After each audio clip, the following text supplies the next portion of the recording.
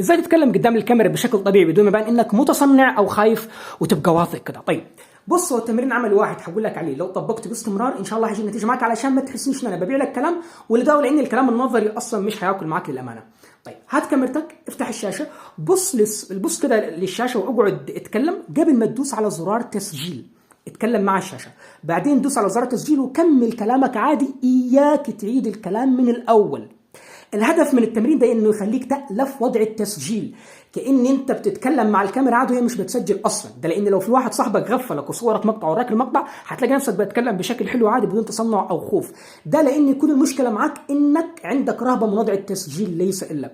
فالتمرين ده هيكسر الرهبه معاك ان شاء الله وهيخليك تألف وضع التسجيل. كرر التمرين ده عشان يجيب نتيجه معاك، لانه مش هيجيب معاك نتيجه مره واثنين وثلاثه، وباذن الله تعالى الموضوع يظبط معاك. كان معاكم اخوكم احمد فراج من قناه فراج بدون مونتاج. اياكم تنسوا اللي بيحصل في اخواتكم، واياكم وائتلاف المشهد. سلام.